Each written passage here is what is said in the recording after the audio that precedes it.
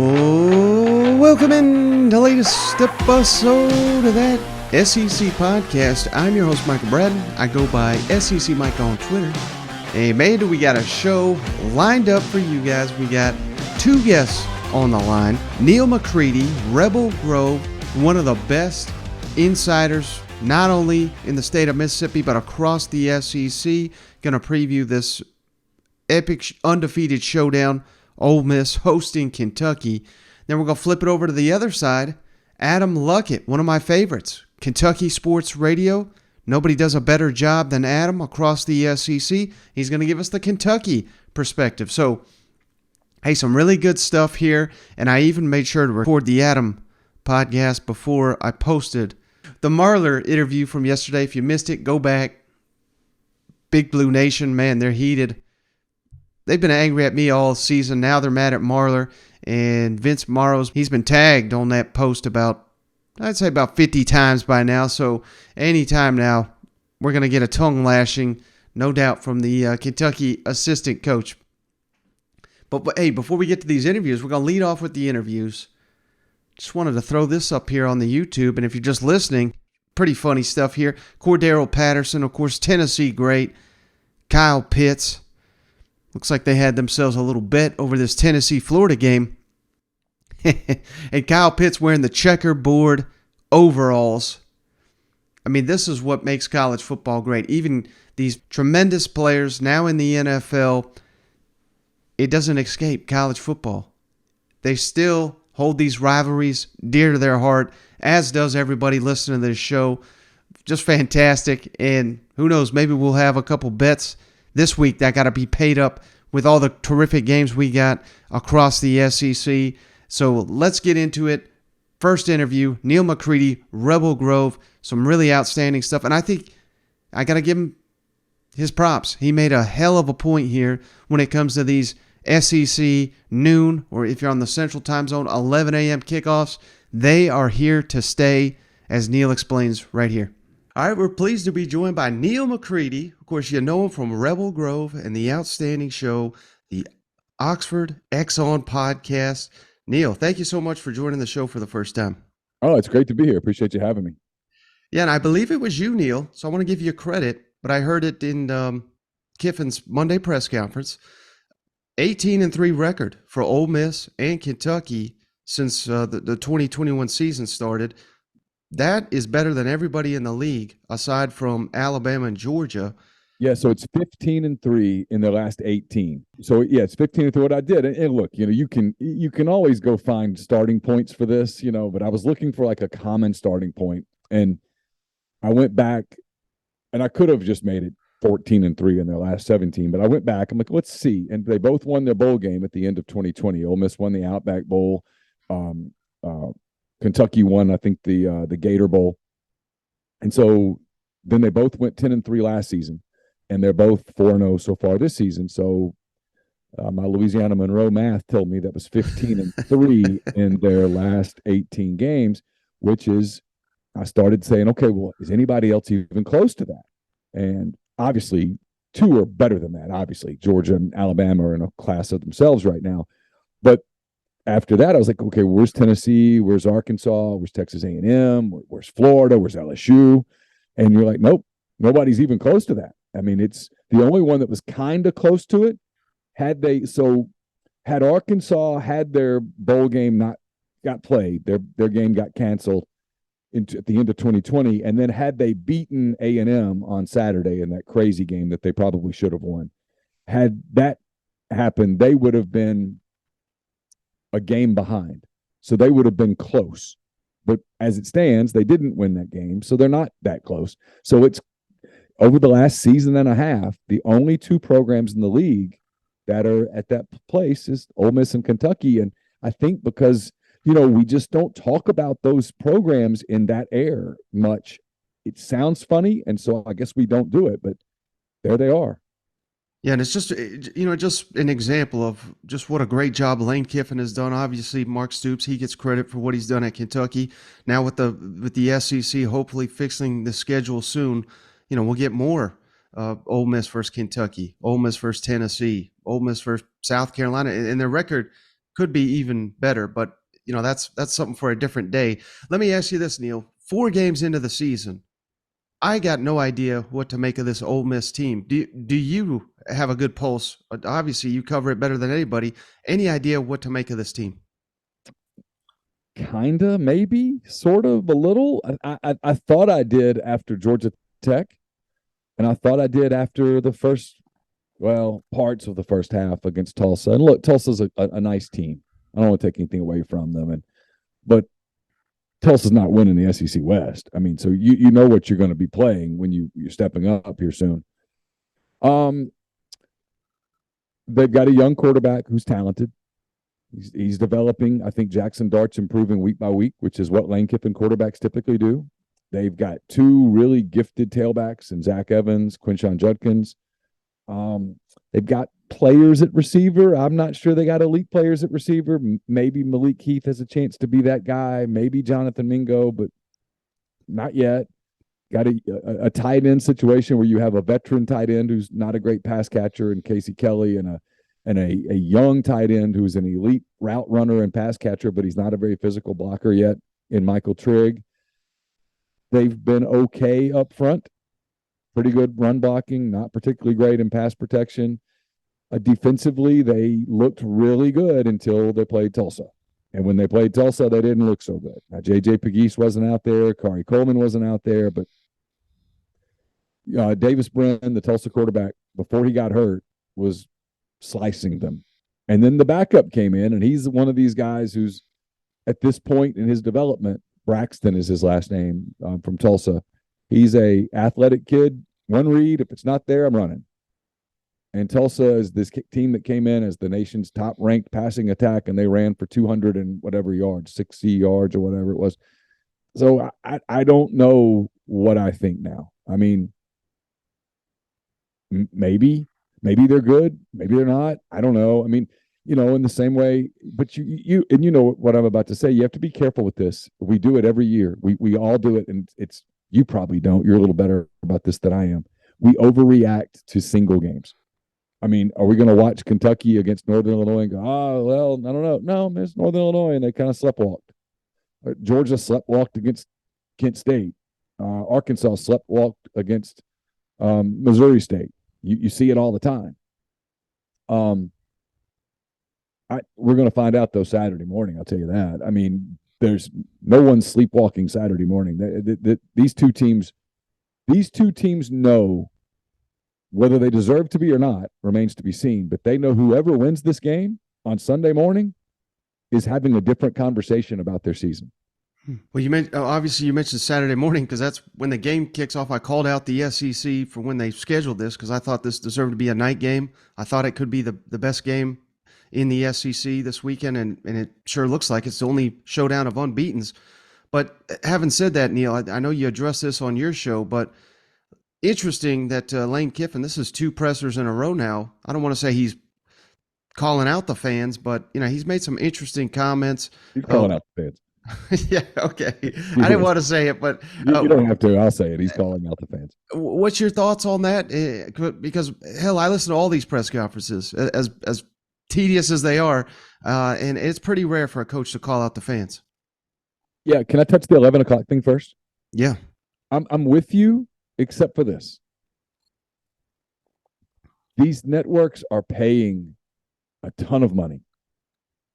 The league, the member institutions can't take the check fast enough. Well, when you pay for that, if I pay you a lot of money to come clean my house, right, and you take the money, I want you to clean my house. So these guys are at ESPN. They've seen what Fox has done with Big Noon Saturday, and they're not going to cede that window. They're just not. And they're getting ready to pay even more to the SEC in this new TV deal that's coming soon. And Texas and OU are joining, and it's going to be a big money deal, and it's all about money. And these 11 o'clock games are here to stay, and everybody can stop bitching about them. Or you can bitch about them all you want. They're real. And if you don't want them, well, then you're probably going to have to redo the TV contract. Because the way that these things are done now, Everybody gets up in the morning. I'm not a big fan of ESPN Game Day. I don't think it's a particularly good show, but whatever. Everybody gets up and watches that show. And they wait to see what hat Corso is going to put on. And then they've got all these eyeballs. And it only makes sense at that moment that you go, hey, we're leaving here and going to a good game. We're leaving here and going to a big game. We want you to stay here. It makes all the sense in the world. It's going to happen. If I'm at ESPN, I want a good game at 11 o'clock. If I'm going to pay out the you-know-what for the SEC, and they are, I want a good game at 11 o'clock, period. The better the game, the better I'm happy. I don't want a dog. I don't want Charleston Southern at South Carolina at 11 o'clock where everybody goes, oh, so who's on Fox? Illinois, Iowa and Michigan? Yeah, I'll flip. No, I'm give me the top 10 game between Kentucky and Ole Miss. Give me LSU, Tennessee, and Baton Rouge. I want a good game. It's coming. And everybody keeps doing this, bitching about it. If you take the check, you really don't have an argument. It's going to be this way. Everyone might as well start adjusting the way that they view things. I realize we all grew up with the Jefferson Pilot game at 11:21, and it sucked. It's not that anymore. It's a noon Eastern window that they want to get eyeballs that are already on their channel because they're seeing who Herb Street and Corso and everybody's picking. They want to go straight from that into a good game to keep the people on that channel and not flipping to Fox, because it's about to be an SEC versus Big Ten war followed by an ESPN versus Fox war. And one of the ammunition is going to be the 11 o'clock window. Because if you get somebody there at 11 o'clock and it's a good game, they'll stay with you into the big 2:30 game. Because that's where we're going next. And then you get into the night and all that stuff. It just is. I understand, like here, they're so upset because this is a big Grove game and it's going to be a gorgeous day on Saturday, like high of 75 or something, sunshine and perfect, and people want to get in the Grove all day long and get sauced and then go to the game that night. I get it. But you can't bitch about that and then go, hey, you know what's great about this is that we're going to get $75 million a year. No, no, it's not either or. We want it all, Neal. We want it all. And you're going to get some night games, but I keep telling people if you're good, if you're one of the elite programs in the league, you're going to get a lot of 11 a.m. games. It's just going to happen. Now, to your point about Kiffin, sorry for my rant. It's I don't know why I've just gotten where I just think it's hypocritical when people do it. It's not for fans, but when schools bitch about it, when administrators bitch about it, because the bitching is gratuitous. It is disingenuous. You're not going to Destin and going, so listen, here's the deal. We will take less to play all of our games at night. No. No one's saying that. Oh, you're going to give us $75 million, maybe $100 million a year in this new deal? Awesome. That's great. Sign me up. Hey, you're going to play a couple morning games. That's cool. That's fine. And then when the morning games come, the fans complain, oh, yeah, we are upset. I tell you what, I can't believe. Stop. To your point, this game coming up for Ole Miss against Kentucky is the fourth home game in 5 weeks for Ole Miss. They played Troy to open the season. They played Central Arkansas in week 2. They went to Georgia Tech, and then they came home to play Tulsa. It was 95 degrees here last week. The last blast of summer that we always get the end of September. We always get it, and we got it. It was really hot. The game was at 3 o'clock because the 3 o'clock window sucks, and everybody knows it. And so you're going to throw your dog games at 3 o'clock.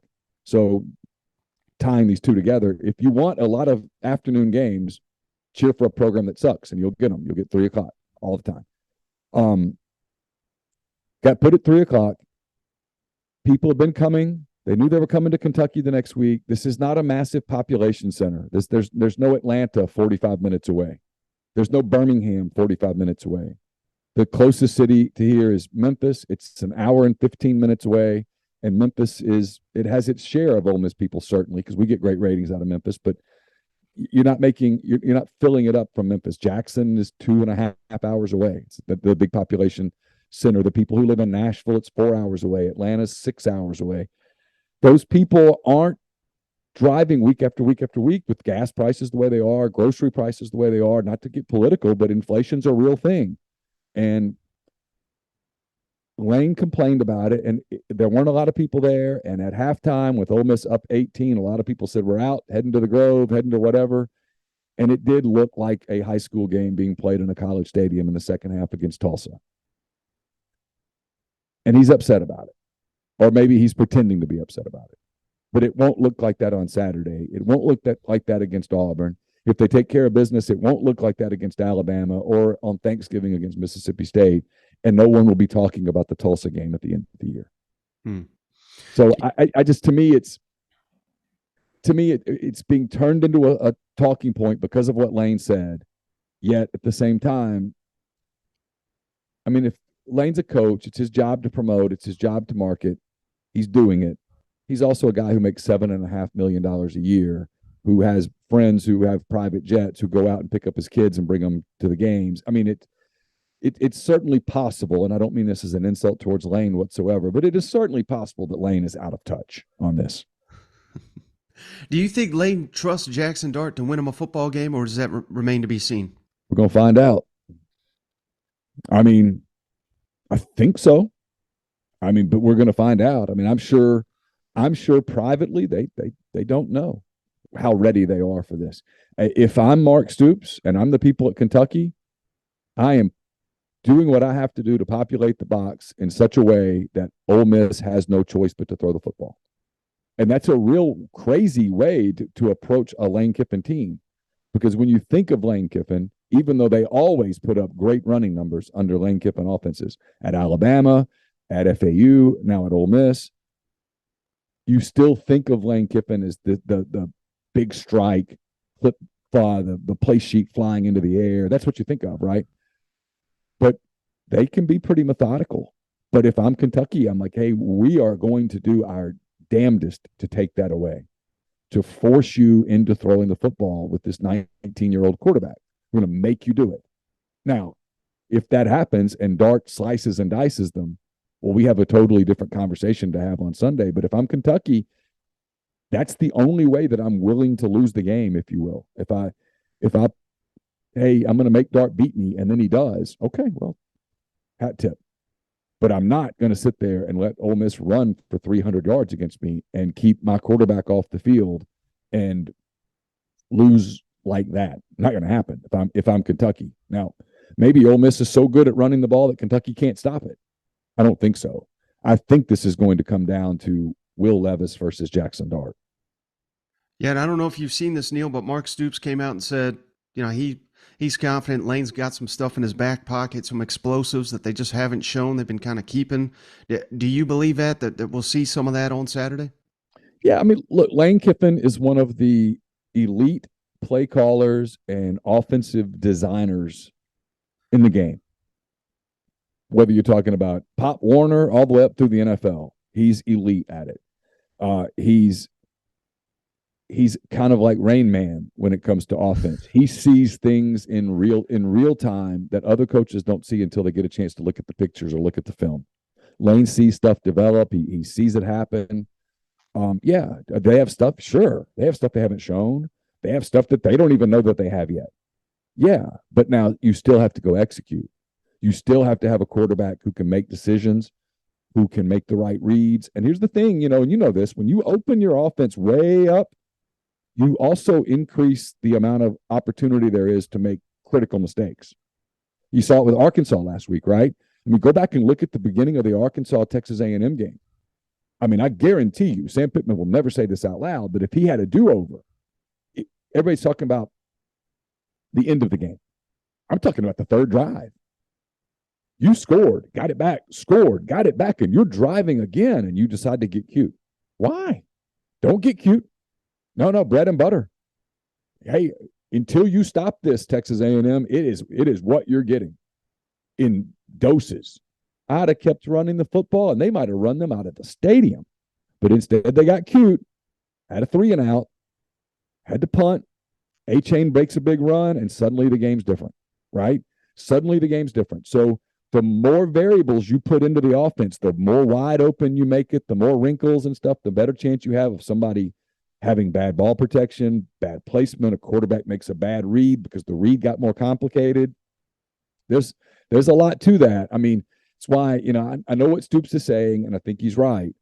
Lane's honest response is, what I'd really like to do is keep doing what we've been doing. I'd really like to keep running the football, keeping it kind of simple for Dart, making it an easy read. That's what he's really good at. That was the development with Matt Corral was, hey, I'm so good at this that I'm going to simplify this for you where your talent just takes over, right? That was the knock on Corral. One of the knocks on Corral coming out of the draft was it was actually kind of a compliment to Lane. But the knock on Corral was, I'm not sure this guy can go through progressions in an NFL offense because he didn't do it at Ole Miss, and he didn't do it at Ole Miss because Lane made it easy for Matt to make a read, get the ball out of his hand, and make throws that Matt's arm allowed him to make. Do you think that's the recipe for Ole Miss winning this game, being able to run the ball, and then on the defensive side, getting after Will Levis? I think I heard you say 10 quarterback hurries against Tulsa, and this Kentucky offensive line, I mean, they can't block anybody. You have to disrupt this guy.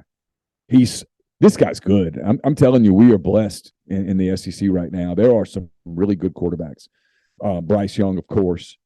I think the kid at Tennessee, Hooker, is just fantastic. I love watching him play. I love everything about his game. I think KJ at Arkansas, KJ Jefferson's really good. Look at his college numbers. People go, well, he's not an NFL quarterback. I don't care. It's not the point.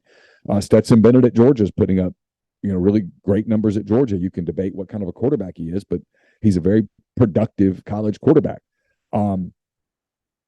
You can look at Levis, of course. Levis is getting first round talk. I mean, and if you watch him play on film with someone who knows football and can show you what's happening, you're like, oh, that's why the NFL likes him so much. I get it. And so, yeah, if you're Ole Miss, you cannot let Will Levis sit back there comfortably, because he will go through progressions and he can make every throw, and he's athletic and he's big and he gets on a roll. And no, you've got to get him moving. He's still dangerous off platform, but you've got to get him discombobulated somewhat. Yeah, sure. And their offensive line has struggled with pass protection, especially on the right side. That I think he's a young right tackle's had his moments. Yeah, if you're Ole Miss, you need to get them into third and long and put pressure on him where he's having to dump the ball off. And and Kentucky's kind of comfortable doing that for a little while. I think they trust their defense. You saw it in Gainesville. They didn't light the scoreboard up, but they won the game. They really limited Richardson a week after Richardson had torn Utah up. They limited him. So I think this is a chess match game. I think it's a really fun game between an elite offensive coach and an elite defensive coach. Two contrasting styles. Kentucky would like to slow this thing down, get it a little more methodical. Ole Miss likes to go. They like the tempo. So there's just a lot here. I'm not putting this out till Thursday. So do you have a prediction for the game? Yeah, I mean, my pick is I like Ole Miss to win it. I like Kentucky to cover. I think the 7-point line's too big. I don't see this. I don't see how Ole Miss wins 10. I've got people who know football a lot better than me going Ole Miss by 14. I don't see that.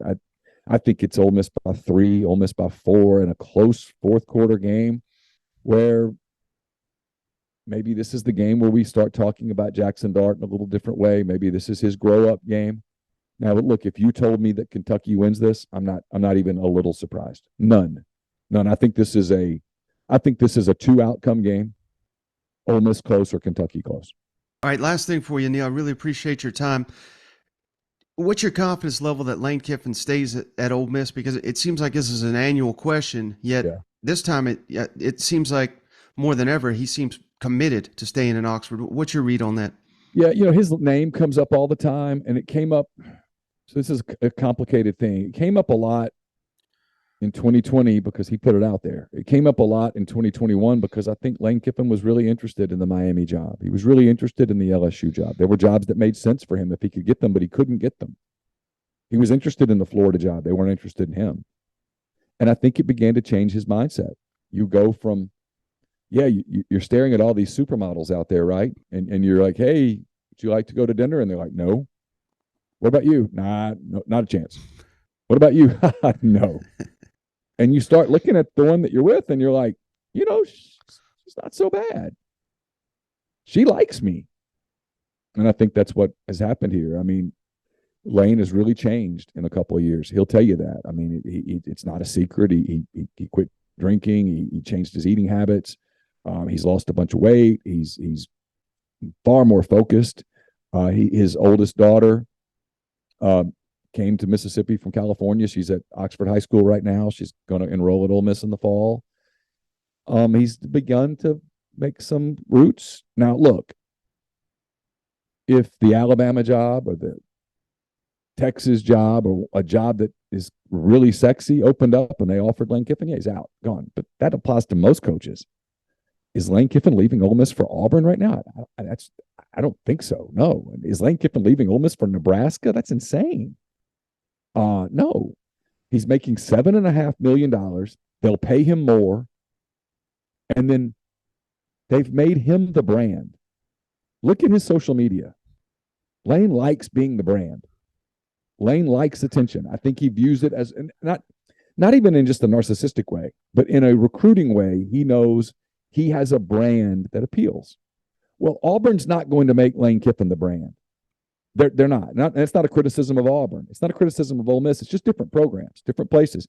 Auburn's brand is always going to be War Eagle and family and the Auburn creed and that stuff. And there's nothing wrong with that, by the way. It's all good. I don't know about Nebraska. I think that's silly to me. But there aren't a lot of places that are going to make Lane Kiffin the brand and also pay him $9 million. It's a really small Venn diagram. So if you told me that Lane Kiffin leaves like really soon, I would tell you that maybe he went to the NFL. Maybe somebody offered him the Cowboys job, something like that. I mean, I can see that. But the list of college jobs that Lane Kiffin's leaving Ole Miss for right now, it's a really small list, I think. Yeah, to your point, they put the dog in the schedule release. I thought that was hilarious. I mean, literally, and it's funny, right? I mean, I have 2 Labrador Retrievers. I love Labrador Retrievers. Lane Kiffin's daughter comes to Oxford, and she says, "Dad, can I get a dog?" And he goes, "Yeah, sure." And there's a breeder here that's fantastic. Rose Kennels, I think is what it's called, and White Rose or something like that. And Lane got one of their dogs. They're expensive, but he makes $7.5 million. He can afford a Labrador Retriever. They get a lab, name it Juice. All of a sudden, the dog's everywhere. And all of a sudden, the dog is like the unofficial mascot of Ole Miss. They're not doing that at Auburn. His Labrador Retriever, Gus Malzahn's Labrador Retriever, was never going to replace Aubie. Yeah, no doubt. Juice Kiffin's leading the team through the Walk of Champions. That's not happening at Alabama, right? So, I just don't think he's leaving anytime soon unless it's an NFL gig or like a group of 5 blue blood schools. And I don't know. And for him to get, if you tell me that Lane Kiffin's the coach at Alabama in 5 years, okay, I will take from that, oh, wow, he won really, really big at Ole Miss. Like, wow, super big. Otherwise, they're not hiring him. Yeah, and Saban will be rolling over in his grave if Kiffin replaces him. I'm using them as an example, right? But if you tell me that Lane Kiffin replaces Sarkisian at Texas, or that Lane Kiffin lands the Ohio State job when Ryan Day goes to the NFL, or that Lane Kiffin gets the gig at USC when Lincoln Riley takes, I'm telling you, okay, well, that means that he won super big at Ole Miss. On your way out, Neal, bigger than going to the Sugar Bowl. Tell the audience where to follow all your outstanding work. Oh, it's nice of you. I write for rebelgrove.com. It's part of the Rivals Network. We do a ton of podcasts a week on our podcast channel. It's something like 20 podcasts a week.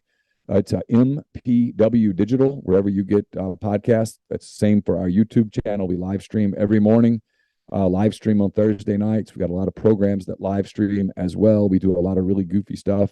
We do some hardcore football stuff, X's and O's and film, and then we do some really goofy stuff where we have a local butcher compete in games against my daughter, picking against the spread, and my daughter still can't figure out what plus 5.5 means. She has no clue. She just can't understand it, but she's winning the competition, which tells you something. So it's a lot of fun, and we do all sorts of goofy stuff. We'd love for you to come check us out. All right, so some just really outstanding stuff from Neal. Really, really appreciate him joining the show for the first time. I hope you guys appreciated that, getting some insight into the Lane Kiffin Ole Miss program there. Now flipping over to the other side, Adam Luckett returns to the show. He's pretty high on Kentucky. I love when we get these dueling interviews and each side confident in the team that they cover and they know best. So let's kick it over to Adam. Some really great stuff from Adam. Hey, we're pleased to once again be joined by Adam Luckett, one of the best out there. You know him, Kentucky Sports Radio. And if you're not already checking out the 11 Personnel podcast he does with Nick Roush, one of the best out there. Adam, thank you for joining me. I really appreciate you. Mike, thanks for having me on, man. Happy Wednesday, happy week 5, and happy October. I mean, it'll be October here Saturday, so the season is it's moving along fast like it always does. Yeah, no doubt. And I got you on here because I want to talk this Ole Miss game, of course. It's such a huge game. But before we get to that, I wanted to ask you this. Does Will Levis, does he deserve to be in this Heisman conversation? Because, you're seeing Hendon Hooker. You're seeing, obviously, Bryce Young. I've even threw KJ Jefferson out there. You're seeing a lot of people get touted as Heisman contenders, but you've not seen Will Levis, even though he's carrying that football team. Does he deserve that, or are you still waiting for him to maybe, if he gets a big win on Saturday, for that conversation to get rolling? I think it's a little early for that. I think he's got to have a big game on a big stage. Florida game, I thought he played well, but it wasn't just like total takeover. I mean, really in the second half, it was Kentucky's defense, right, and they got some run game success going in the second half, so they could play the old Mark Stoops special: ball control, protect your defense, win the game ugly. So he needs to do it on the big stage, but I think for Kentucky supporters, Will Levis supporters, believers in Will Levis, like, he's checked every box, I think, to this point. Like, you see the growth. You're seeing him hit on more big plays, you being able to use that arm strength. You're seeing him getting a lot of different looks from defense and succeeding against them. You're seeing him succeed with young receivers. Like, he's checked every box so far, and to project moving forward, you could see him definitely end up being one of the top quarterbacks in the country, I think, in November, where you're talking about him in that light. But as of right now, he just hasn't, the Heisman, it's all about the moments, right? It'd be too early for Hendon Hooker if he didn't have that Florida game. If Tennessee would have played UT Martin last week, right? It would have been probably too early for Hooker, but he had the moment last week. So I think it's a bit early, but I think if Levis, if it keeps going in this same direction, he's going to be right there at the end as one of the better quarterbacks in the country. Now, one of the biggest storylines, Adam, heading into this Kentucky Ole Miss game, Chris Rodriguez back on the field. Are you anticipating that he has a big game right out the gate, or do you think this is going to take a week or two for him to see the Chris Rodriguez, maybe the best running back in the SEC, if not the country, that caliber of a player on the field? Let's start off here. Like, the O-line has issues. Like, they are struggling. They do have issues. But, Mike, there's been a big drop-off from Kavosiey Smoke in Kentucky's tailback room. Like, significant, in my opinion. You have to go back to week 1. They enter the season without Rodriguez. Their number 2 and number 3 backs, Ramon Jefferson and Jaton McClain, get injured in that game. Jefferson, who was kind of a camp star for Kentucky, was a big ad, tore his ACL. He's out for the year after 2 snaps. He was kind of their Rodriguez insurance policy. They lost him. McClain, who's kind of their multi-positional third down back, can do a lot of things. They lost him. He didn't return until last week. So they just had a big drop-off. I think Kavosiey Smoke has done some good things on the ground. Nothing super flashy, but he's right at 5 yards per rush, which is fine for him. It's kind of his career averages. But after him, it's just been a huge drop-off at the running back position. So you get an all-SEC tailback back. You get a quality number 2 in Kavosiey Smoke. You get a guy in Jaton McClain back who can do some third down back type things. Offensive line has issues, but the running game's going to be better because I just think they're not going to have the drop-off at that position. And Rodriguez is the best at creating something out of nothing. He's the best at turning a tackle for loss into a 3-yard gain, a 3-yard gain into an 8-yard gain. And I think that's going to be desperately needed, and I think it's going to open up a lot for their offense. Do I think Kentucky's going to be the dominant run game we've seen in the past? No.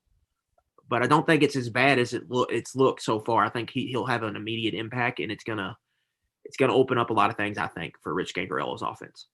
Now, you mentioned that offensive line. That has been a big red flag early. But do you have confidence? Mark Stoops, I mean, that's all they do is produce elite offensive lines there in Lexington, better than anybody in the SEC. Coach Zach Yenser, do you got confidence that they can turn that unit around by the end of the season, or is this just who Kentucky's offensive line is? I'm very much in the wait-and-see camp there.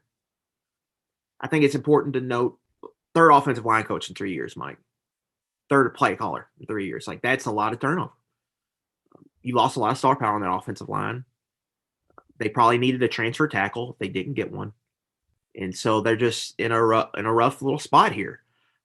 Now, they have 5 guys playing new positions. Like Eli Cox played right guard last year. He's sliding over to center.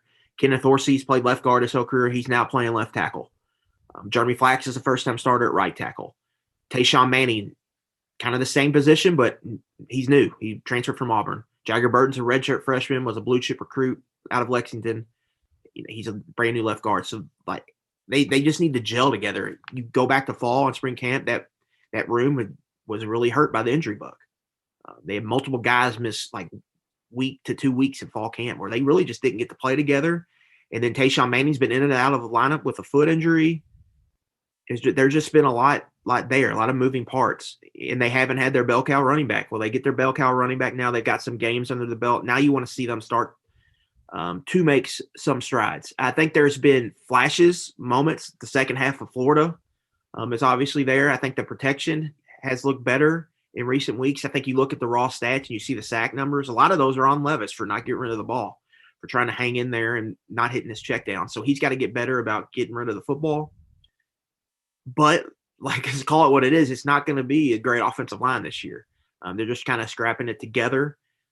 And hopefully as they start to play more and they get this running game going, you'll start to see some improved play. But like I said at the beginning, it's very much wait and see for me on my end. How impressed have you been with this receiving core? Because I know, they bring in some touted guys, Dane Key, Barian Brown, but Adam, the entire SEC brings in 4-star receivers. And every offseason, fans tell me, oh, we got this guy. But it usually takes time for a receiver to make an impact in the SEC. But these guys, no time at all. They're some of the best young talent in the SEC. Are they overachieving in your eyes, or is this what you anticipated? For Tavian Robinson, I think he was very overlooked, Mike, in the transfer portal. I think you saw people do rankings. There were guys ahead of him that should not have been ahead of him. Look at Hendon Hooker, right? Like, look what he's doing in that Virginia Tech offense. Could hardly get anything going with him. There was some coaching issues with Justin Fuente there in Virginia Tech. Last year, they had a quarterback who couldn't throw it more than 10 yards down the field. But he made plays since he was a freshman. So I'm not surprised to see this with him. This is what I saw on tape and what I heard from sources in the program. Like, he's a difference maker. Like, he's going to be pushing for all SEC when the time comes. The surprise is, like, these freshmen, Dane Key and Barian Brown, they are really talented, but the way they've been – I thought Brown could really have a role just because of the speed element he brings. I mean, it's special when he has the ball in space. The biggest development has probably been Dane Key as a true freshman to come in, play X receiver, and to really be advanced for this stage in his game. I didn't know if he had the speed to make vertical plays. He went and made a play on a post ball against Florida. He's shown up every week. He's made big explosive plays over the middle, outside. So, yeah, I think, like, what he's shown us so far, I think he's going to continue to do that. And they got a quarterback too. I mean, that makes a big difference when you got the quarterback. It makes their job easier. So I don't think that's going to slow down for them anytime soon. I still think they're going to have a lot of success with those guys. But I do think it starts with Tavian Robinson. Like, he is a dude in the slot, and they're going to be able to depend on him throughout the season. How do you anticipate this Kentucky defense holding up against the Ole Miss running attack, and without J.J. Weaver, possibly Mark Stoops seemed kind of doubtful that Weaver would be able to play in this game? Yeah. I'm going to take you back a year, Mike. Kentucky hosted Florida last year. Florida had the number one running game in the country outside of service academies. Remember, Emory Jones is running it all over the place. They're back. They had a three-headed monster at tailback. David Pierce averaging over 300 yards on the ground. They came into Lexington, and Kentucky stoned them and kind of gave the blueprint. You go back 2 years ago, Ole Miss had a really good running game that first year. Kentucky held them under their season average. I do not think Ole Miss is going to come in here and run for 300 yards on Saturday. I think Kentucky is going to hold up on the front, and they're going to make Jackson Dart beat them through the air. I think Ole Miss is going to have success on the ground. I don't think there's, you're not totally stopping them, but I think they're going to limit them. Weaver is a significant loss, but I didn't know how much they could play him and Jordan Wright together this week because of the spread offense. You're going to have to get nickel. True freshman Alex Safari is kind of their nickel player. He's been really, really good. He's been one of the better defensive players this season, which has been another big surprise. Just overall, Kentucky in that last signing class, I mean, it's been a home run. They've got some difference makers. In Deion Walker is one of the biggest ones, right? I mean, he's really flashed there at defensive tackle. So for this game, I think Kentucky's going to hold up well. I think it's going to be important for them to survive the early haymakers. You remember what happened against Tennessee last year. They looked up and they had only played 9 snaps and they already given up 21 points. So for them, it's going to be to settle in, make Kiffin, throw all the wrinkles he's out early, and then just play football after that once you get used to the tempo and how this game's going to go. I think for Kentucky, it's that, and then once you settle in, making Dart beat you. I don't think he's going to get as loose as he has on some of those zone reads against Tulsa and Georgia Tech and all that. And Kentucky's going to have to make him make throws, and they showed against Florida that they like their chances when they can make a quarterback who's young, but with a lot of talent, but young. They can make them struggle against them. So I think that's the blueprint for Kentucky's defense. Right. And speaking of Jackson Dart, do you consider him basically just the ultimate wild card in this game? Like if he has a good game, maybe they win. But I just spoke with Neal McCready. He covers Ole Miss, and I asked him, does Lane Kiffin trust Jackson Dart to win a ball game? He says they won't know till Saturday. So, yeah. I mean, not even they know but kind of you already hit on it. I mean, that's the key to the game probably. Yeah, he's a total wild. You could tell me he threw for 320 yards, made some crazy throws, or you could tell me he threw 4 interceptions. I could believe both. We don't really know. He's got some big-time tools. I think you see it, a live arm. He can make plays off script, and you even heard Kiffin talk about it. The decision making, seems like it's really scary over there. They don't. We've heard Kiffin say, I think, don't make any catastrophic or game changing plays. So they are, I think, worried about that. And the other thing is, like, the Ole Miss receivers, Malik Heath wasn't really pushing for playing, or he was playing at Mississippi State, but he wasn't like heavily involved. And now he's their number one guy. He leads them in targets. Like, that's surprising. So for me at receiver, I don't think there's anything that scares you. Jordan Watkins is one that leads them in is third in snaps, I think. Kentucky's already seen him at Louisville. They've recruited him. They know him pretty well. I just think if Kentucky can go in there, stop the run, and they're not going to totally stop the run, but limit the run game, make Dart beat them. I think I think the defense is really going to like their chances in this ball game, in this matchup. Yeah. One guy that you didn't mention there, though, although he's going up against strength of Kentucky, their linebackers, Michael Trigg, named to know for sure in that ball game. But all right, Adam, really appreciate your time. Last thing for you. You got a prediction? Who wins here? Kentucky at Ole Miss Saturday. Yeah, I think Ole Miss gets out to an early start. Kentucky settles in. It's a close game at half. I think Kentucky's defense has another strong performance in the second half. I think Kentucky pulls away late. I'm not sure about how much, but I just think Kentucky's going to win this game. There's not much known about Ole Miss. Like, they are a total wild card to me. They were in the preseason because of all these transfers. You could have told me they've been a top 10 team. You could have told me they finished last place in the West, and I would have believed everyone. It's probably somewhere in the middle. So I think Kentucky, they go in there. I think Levis has a good game. They get enough out of Rodriguez in the run game. They figure it out on offense after maybe a slow start, and I think they get a big win on the road. Oh, wait, one more question. I'm sorry. Is Kentucky a legitimate top 10 right now in your mind, or do they still got to prove that to you? Yeah. They would be, if I came up with power rankings, they would probably be borderline top 10. I think top 15 floor. I think they're firmly a top 15 team. You can get into the semantics of who's better than this, when the fact of the matter is teams 4 through 20, Mike, are all in the same. They're all hanging out in the same neighborhood. Right. So, yeah, maybe. But Kentucky's got a huge wild card. They get one of the best running backs in the country back, and they've got an NFL quarterback who's playing at a high level right now, and they got a defense that's played at a top 10-ish level to start the season. There's a recipe there for where they could be a top 10 team. And so we'll have to see how it shakes out. All right, Adam, before you go, tell the audience where to find all your work.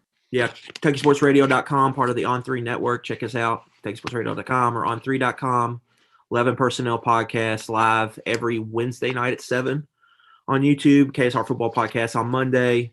Got everything going on the YouTube channel, so check that out. And on Twitter at Adam Luckett, KSR. All right, so there you got it. Hey, I don't want to call these guys homers because they're true professionals, but they cover their respective programs, both liking the odds, which should give you an indication of just what a fight we're in for here Saturday, 11 o'clock Central, noon Eastern, when Kentucky travels to Ole Miss, nationally televised, ESPN. Cannot wait for that game. But hey, we got a couple other SEC matchups we didn't get a chance to talk about last time, and let's start with the Georgia Bulldogs, of course, number 1 team in the nation. And hey, I'm not breaking any news when I share this, but I just thought it was pretty fantastic. One of the analytics guys that I follow that I highly, highly respect and would encourage anybody into the analytics to follow, Bryan Harsin. He does his FEI analytics model.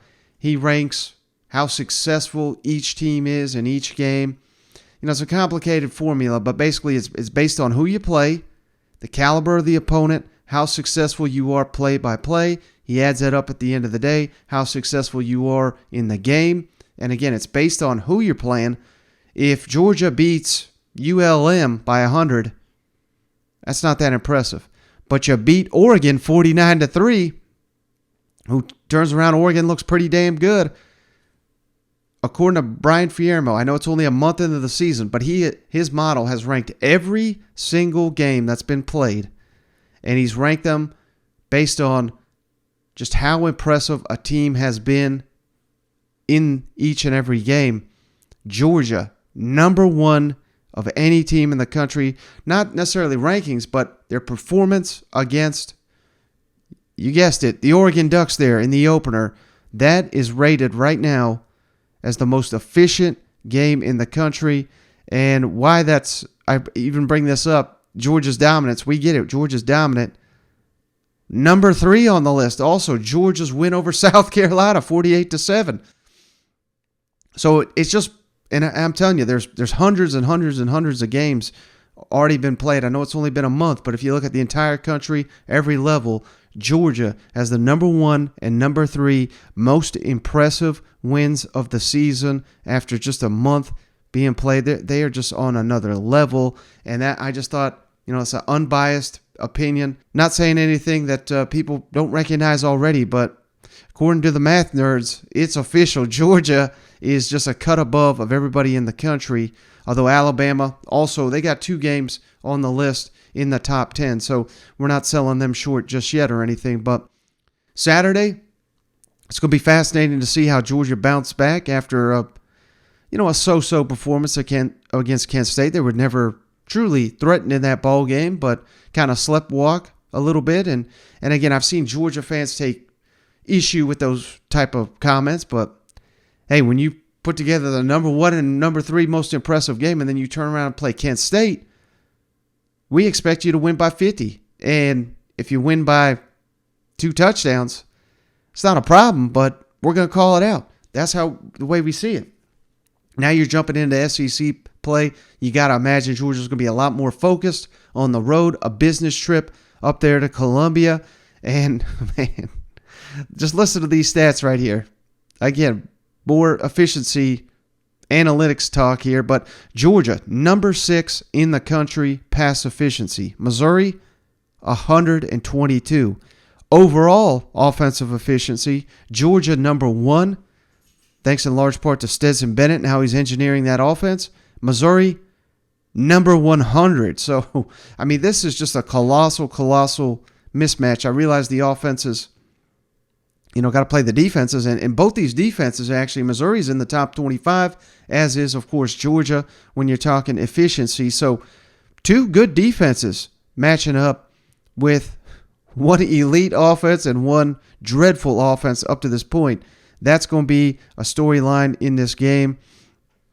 Just how does Georgia perform against a defense that, at least on paper, may be their toughest test to date? And again, away from home in a hostile environment. They sure as hell handled it well against South Carolina. Let's see how they do against Missouri this weekend against Eli Drinkwitz and company. That, if you remember last year's game, another one, it's not like Missouri tested Georgia by any means, but they really controlled Georgia on the ground. And that is something that Georgia fans have noted this season, maybe not running up to standard, but as Kirby Smart explains it, maybe the box score does not look impressive when it comes to running. Maybe that we don't have an SEC back, a running back that's at the top of the charts of SEC rushing at this point in time. But Georgia is successful on the ground. They're just finding different ways to get that done. That's something Kirby Smart addresses, as well as matching up with Missouri's defense that, give you different looks. They give you a lot of eye candy, a lot of movement. I realize they've not been successful. A lot of that's the quarterback. Brady Cook is yet to find his stride, and he's going to have a hell of a difficult time doing it in this ball game. But, on one other issue that has potential, I don't want to say plague Georgia, because, again, I mean, they're steamrolling people, obviously. But scoring touchdowns in the red zone, Georgia actually leads the SEC in field goal attempts. No. Maybe you could say that's because, well, we're moving the ball on everybody, and we're scoring because we got an elite kicker here. So Kirby has got confidence in Jack to make these kicks. That is an argument you could say, but at the same time, you'd like to see more of these field goal drives turn into touchdown drives as the offense continues to progress and get deeper and deeper into conference play, particularly on the road. That's how you're going to find yourself in a ball game.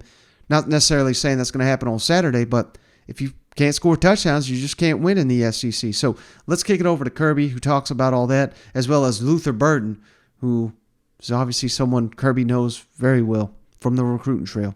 Coach, Luther Burden was a guy that you guys heavily recruited, and he's already making a big impact as a freshman. What kind of matchup problems does he present?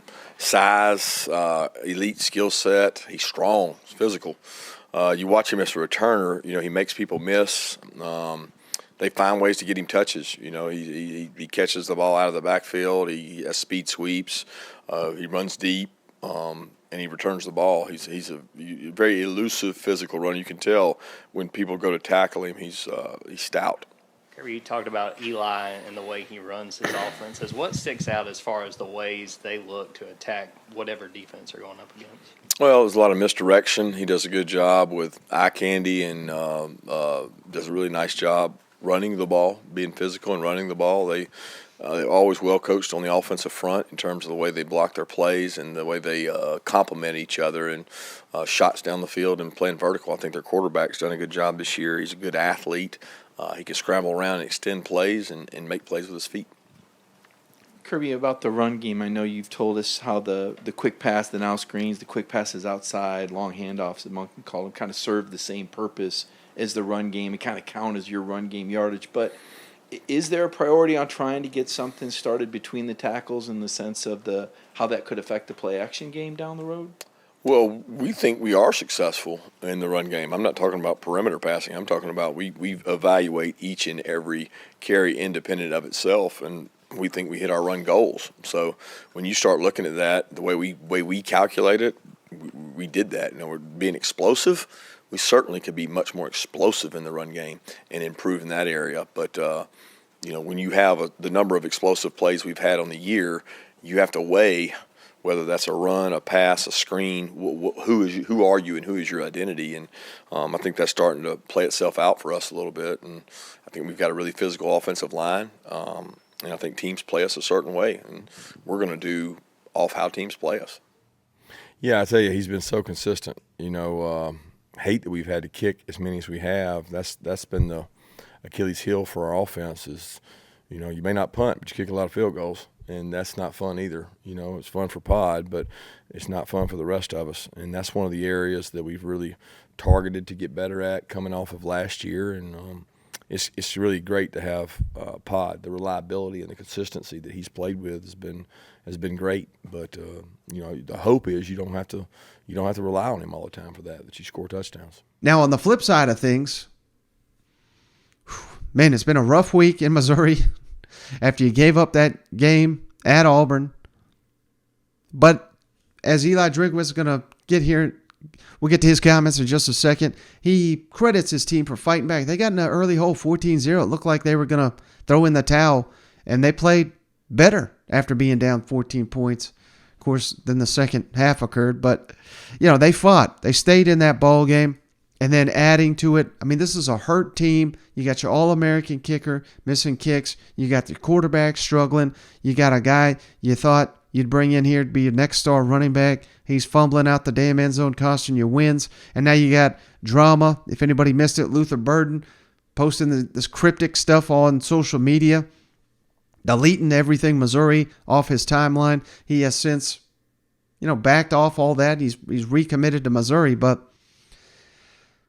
this is just, I don't want to call it turmoil, but this is a hurting team. And to have Georgia coming in here, it's such a monumental task, obviously, but you got to be as locked in as you possibly can, and clearly that's not the case with everybody on this team. So that is going to be something to watch. If you're hurting now, just imagine what it's going to feel like if Georgia comes in there and steamrolls you in front of your home fans. So Eli, he's got to do the best coaching job of the season on Saturday just to keep this thing competitive. So let's kick it over to him. He reveals Luther Burden actually was banged up in that Auburn game. That's a big reason why he's not been getting the touches. Harrison Mevis, their All-American kicker, he's not throwing him under the bus. And I particularly thought, he doesn't mention Luther Burden, but obviously that's who he's talking about here.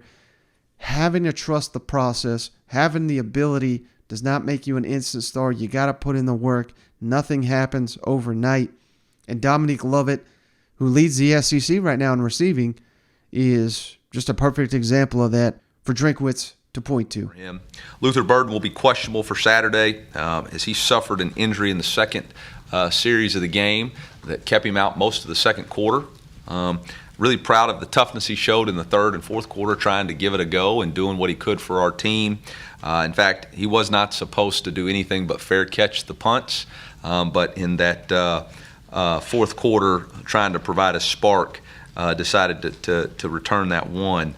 But our priority is getting him healthy and doing the very best we can for him. So look forward to working with him all week to try to get him back. Eli, I know it's only 2 kicks, but have you spotted anything, whether mechanics, confidence-wise, that's any different with Harrison than the last week or two? Okay, yeah, ACU game. No, haven't spotted anything. We're looking. Obviously we've got Coach Link, who does a really good job with our kickers, and Harrison has his own kicking coach. He gets one shot at it.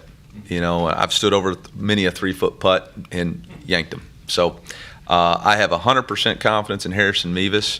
That young man hit a game-winner 37-yard field goal versus Arkansas in 2020. He had a 54-yarder versus Boston College to tie it up and send it to overtime.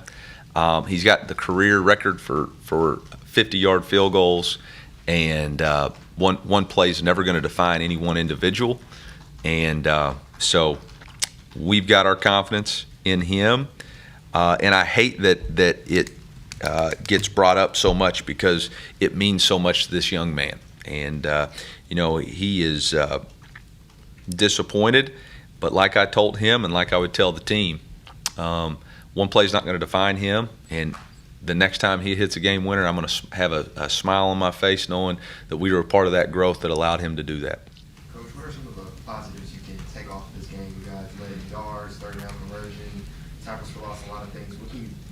take positively from that game, even though it's not the result you wanted? Yeah, the number one thing I take away from that game is the fight that our team demonstrated after that second touchdown.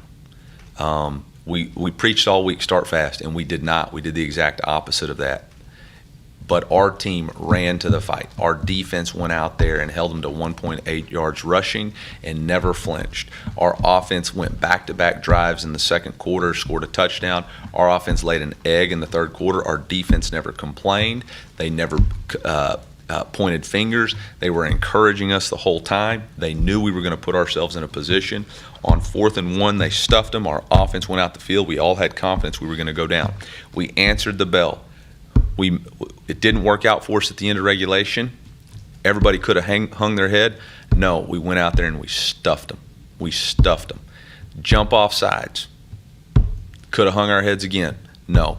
Offense went back out there and put themselves in a position to get it done. Didn't get it done. Got to learn to finish. And there's no moral victories. I'm not into moral victories, okay? But I am proud of the way that our guys fought and answered the bell. And that's something that you can build off of. Leading the league in receiving it. Yeah. Point to that as an example. Hey, this doesn't always happen overnight, right away for some guys. I don't know what in the world you could be referring to. Yeah, I mean, again, I think you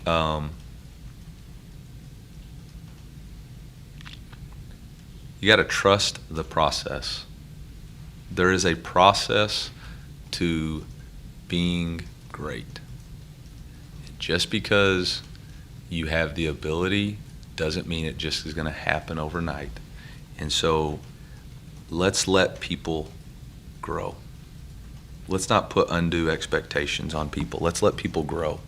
18-year-old people still have maturing to do and growth to do and learning. And let's just celebrate what they're doing that's really good. And we'll continue to build. But with Dominic Lovett, again, I screwed that up last year. And so I learned from my mistakes. Eli, what does that process look like getting an 18-year-old ready for the college reps? And when do you as coaches know that they're ready in the case of like Arnold Bamboo and Dominic Lovett? Well, I think just the course of development that they show and the confidence in not trying to put too much on them too soon, not trying to put them in a position where failure, anything that happens is deemed as a failure, and I think that's the biggest thing. You got to build confidence in your players, and there is a lot of pressure on people to perform, and whether it's created through social media or through whatever forms, there's a lot of pressure, and pressure is a hard thing to deal with. I thought there was a really good article about the defensive end from Alabama, working through his feelings of pressure to perform and get as many sacks as he did last year, and understanding he had to clear his head space and make sure that he was doing, not pressing. And I think you've seen it. I mean, we can talk about it throughout the course of history through sports about players who press and felt that pressure. And so we're trying to alleviate the pressure, alleviate performance anxiety. And I think the way you do that is allow people to play free and confident because they know their plays, and then they know the fundamentals and techniques that they need to do in order to execute. I don't know about y'all, but you get the sense, this is a hurting team, a hurting program based on those comments. So just something to consider going into this matchup. Things could be getting out of hand. I don't think that's, breaking news by any means, but I don't know. It just could be ugly, or you could have a Mizzou team that, maybe they come out here pissed off and they're angry that they threw away a game. Maybe they play the best game they've played all season. They're going to have to just to keep it competitive against the nation's #1 team. All right, next let's kick it all down to Baton Rouge, where them Tigers, after dropping the first game to Florida State, man, they have really turned things around. Jaden Daniels has been a revelation. The defense is rounding into form.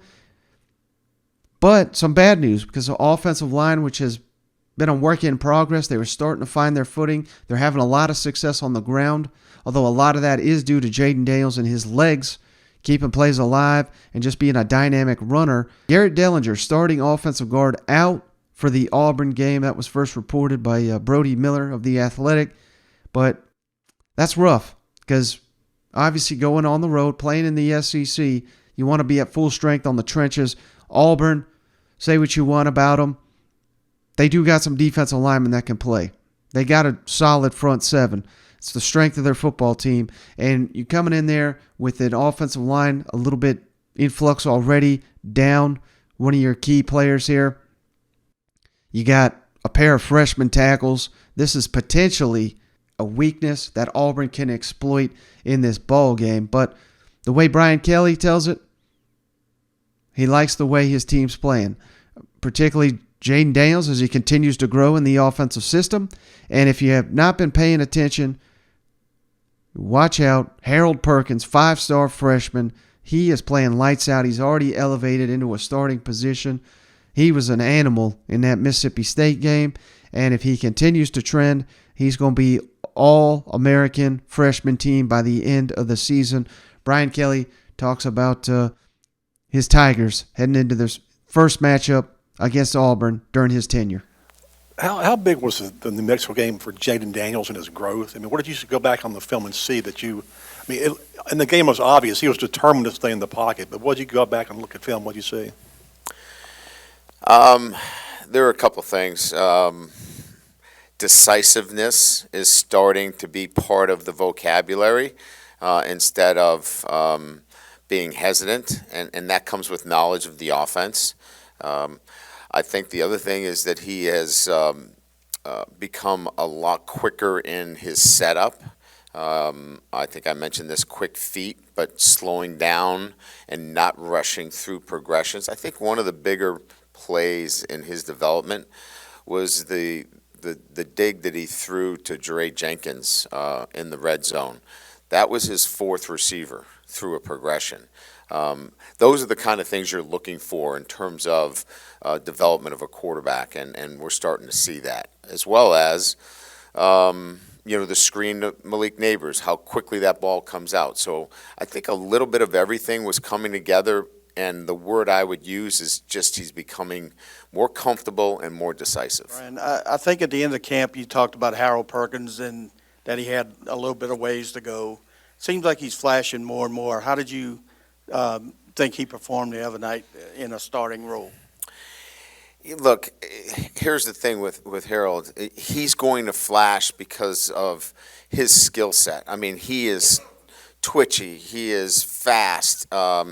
He has all of those tools that are going to allow him to show. And then Matt's doing a great job of keeping it in the easiest form within the defense. We can't give him – he's just gotten here. So to give him the entire playbook is not fair to him. So Matt's given him pieces of the playbook that allows him to go play fast because that's his best trait. But he's learning, and I'll tell you what, he's so coachable. That's the great part about it. He comes to the sideline. He wants to know what he needs to do better each and every snap. So we're really pleased with his progress, but I think what we're more pleased with is what he's doing off the field, in the classroom, and then how coachable he is. Now, on the other side of this rivalry, man, it's been a rough one. Obviously, you won the game, but let's at least credit Auburn for that. They won that football game. They're undefeated in conference play, but TJ Finley expected to miss this game, according to Tom Green of AL.com. That's a blow. Your starting center, well, Nick Brahms was projected to be your starting center. He's out for the season. Now Irvin, the backup, who's now the starter, he's out for this game. So we're down to our third center against, similar story here, LSU defensive front, which is the strength of that football team. So this is going to be a low-scoring game, potentially. Auburn and LSU, take the under. I would highly, highly recommend it. And to add worries to the drama and all that on the Plains, we got A.J. McCarron out here shooting off at his mouth saying Bryan Harsin's already been fired. It's pretty wild that only an Alabama quarterback would know that and is sharing that information, but apparently that is not true. I can't even believe that there's outlets having to report that that's not true. As if he'd be the one breaking the news to the nation. But what? I'm sorry, that's just too funny. But another issue, we're several games in here, and we still got a quarterback controversy, so to speak. Robbie Ashford, he's a great athlete. We can say that, but not a great quarterback at this point in time. Holden Grenier, the true freshman, it's too early to tell. Good things heard about him in camp, but the game looked too big to him, in my opinion, against Missouri. And LSU looks to be a hell of a step up from the Missouri that we saw, even though Missouri's defense is pretty solid. So maybe I shouldn't say that. Defense is somewhat comparable there between LSU and Missouri, but we still got a 2-quarterback system here for Auburn with TJ Finley out, and that is something Bryan Harsin addressed. This is weird. He's impressed with Robbie Ashford. First career start, Missouri got the win, yet we're going to run a 2-quarterback system with the true freshman. Now, is that because Ashford can't throw the ball? Maybe you can make that argument, but hell, if that's the case, then just start Grenier. Just go with the guy that can throw. And this rotating guys in and out with one's a true freshman and one's not a first-year player, but first time of any. He didn't play at Oregon, so first year here at Auburn in the system. Just a nightmare scenario, I would think, for Auburn under center. But Bryan Harsin's painting a positive light on it, or at least as much as one as he can. So going off of that with Robbie, his first start, how you kind of assess it going back and watching how he did and how he kind of managed some of the things, especially with his scrambling ability. Yeah, I thought Robbie managed things well. I really do. I thought under the circumstances, go back and watch the film, he did a good job. I think he made some good decisions for us. We took care of the football. And, I know he was really excited about having an opportunity to go out there and start and play, and then, as he should. And he played well, and he utilized his legs. He made some good throws at times. Overall, and I thought his demeanor on the sideline, attitude, approach, everything going into the week was really, really good. So I like where he was at. All right, going into the game, I like where he was at after the game. I know he was emotional, and it was a big game for him. And so that's something to build on going into this week, right? He's got that experience to go out there and actually start and play. He's been playing, but to start and play and to really have the whole week of repping the game plan, we can build on that. So we'll see what that looks like going into this week. How would you assess, you guys were doing a 2-quarterback thing, how would you assess how it went? And then, assuming Finley can play, would that be something you go back to? Yeah, well, we'll see. It's a new week, and under the circumstances, I think that was, part of our plan, right? This last week, that was not part of the plan, So as the season goes on, things change, and unfortunately, things happen, right? Guys aren't able to play. Some things happen, and you got to tweak and change, and that's the beauty of the season, right? You're always adjusting things because you're dealing with people, and this last week was different. Now looking at it, there was plenty of things in there that we can be better at, but there were some really positive things we took away from it too, even just the week of preparation leading into it. So I think we did what we needed to do early on, and we'll see what that looks like going into this week. But we know both models. We've seen them now in 4 games. So, now it's a chance for us to go out there and see what we want to do this week and what fits best for LSU. All right, so it's probably going to be an ugly ball game, no doubt. But still, what I am fired up for. It's going to be a night game. Who knows? This could be the best Auburn we see all season. And it could be LSU struggling on the road. Hell, the only other time they played away from home, they lost. In a neutral field, of course. But if the Auburn fans show up, maybe that affects LSU. Maybe we got ourselves a ball game here. But, I don't know if I see it at this point in time.